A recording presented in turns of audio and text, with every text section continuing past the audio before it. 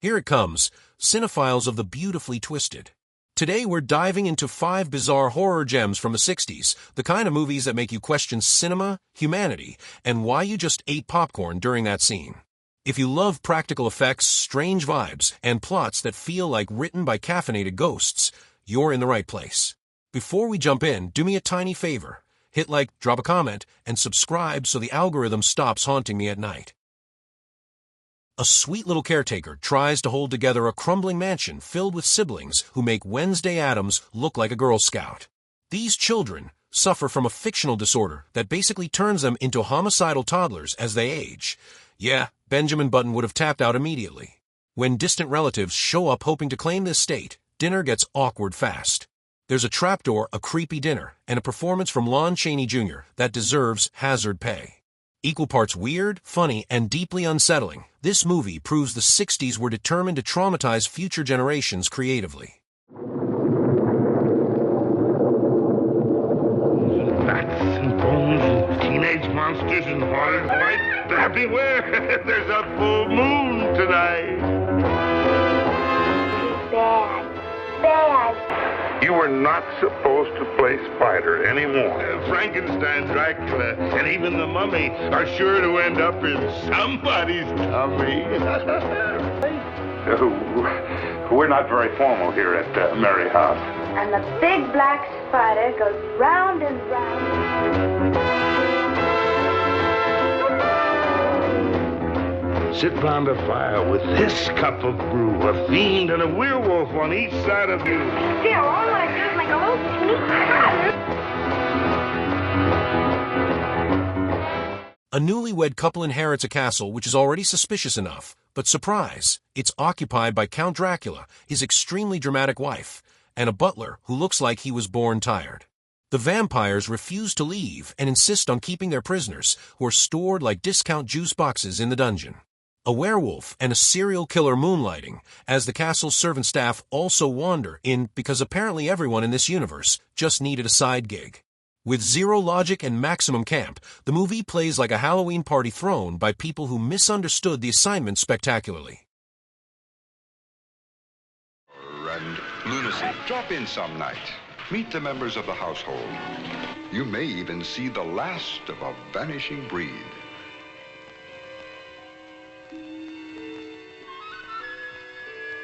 Dracula's castle. It's a fascinating place to visit. But you couldn't live here. Not for very long, anyway. Certain people find the old place positively captivating. For the most charming vampires you'll ever meet. Delicious. I've never had it before. It's new. And we shall be supplied with new vintages all the time. And we mustn't forget Mango. He'll relieve the tedium if you get bored.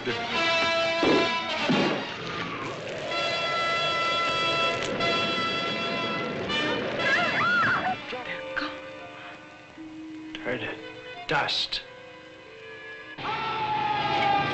See Blood of Dracula's Castle in color. 3 sisters must spend a night in their late father's house to claim an inheritance, which sounds like a wholesome family drama until secret passages, suspicious servants, and a murderer with serious productivity emerge. Directed by Andy Milligan, the king of aggressively low-budget gore, this one unleashes dismemberment, overacting, and wallpaper so ugly it should count as a crime scene. Every character feels one bad day away from total collapse, and honestly, same. The plot is messy, the violence is weirdly enthusiastic, and yet it's impossible to look away, like a soap opera that accidentally wandered into Slaughterhouse.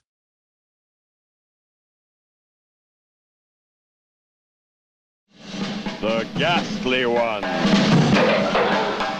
What is it? The Ghastly Ones.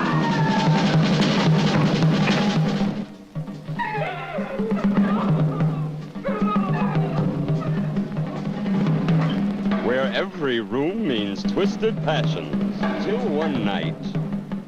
Into this house came the monsters of slaughter, with some of the most hideous tortures and heinous crimes ever shown on the motion picture screen.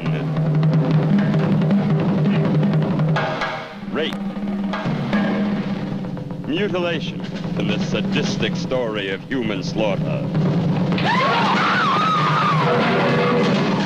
Meet Colin, the mad brother who loves to eat meat. Live meat.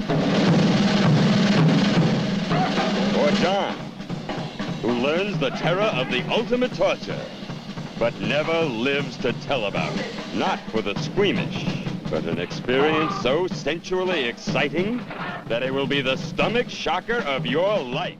A wealthy Manhattan couple hosts psychological games for fun because apparently Monopoly wasn't stressful enough. Their latest guest, a mysterious older woman, turns their pranks into manipulative, mind-bending torment.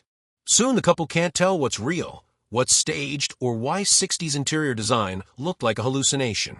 Betrayal, paranoia, and escalating mind tricks wrap into a stylish thriller where every character is one bad choice away from a career in gaslighting. As lies pile up, the games become deadly, blurring the line between entertainment and insanity. If you've ever wondered what rich people do when they're bored, this explains too much. The games of temptation. They got some kind of orgy going on up there, Miss Smedley?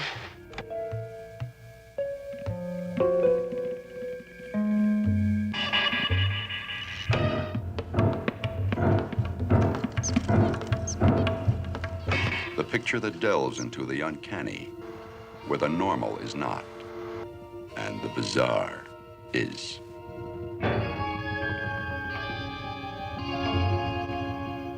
Games. The games of life. The games people play.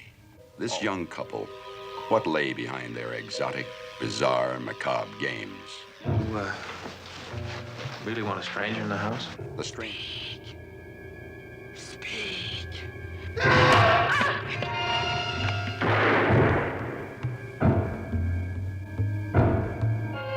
Simone Signoret, James Caan, Catherine Ross, where perversity is wed to pleasure.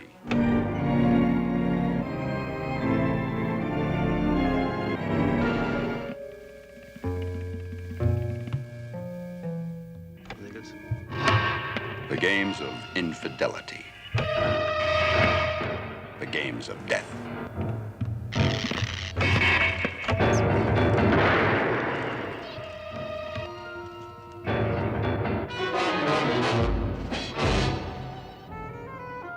A scientist builds an artificial brain, apparently skipping every ethics class available, and naturally decides to put it inside a human body. What follows is a chaos parade as his creation becomes self-aware, confused, and surprisingly rude. Soon the synthetic brain man is running around questioning identity, morality, and why everyone in 60s sci-fi wears lab coats 2 sizes too small. Meanwhile, the scientist slowly unravels while authorities scramble to stop an existential crisis with a pulse. With equal parts philosophy and accidental comedy, this film proves the only thing scarier than mad science is mad science on a 60s budget. I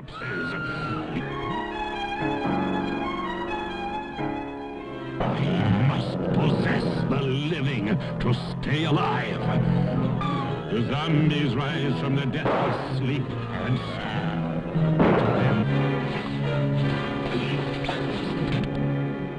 And there you have it, 5 60s horrors that went off the rails in the most beautiful way possible.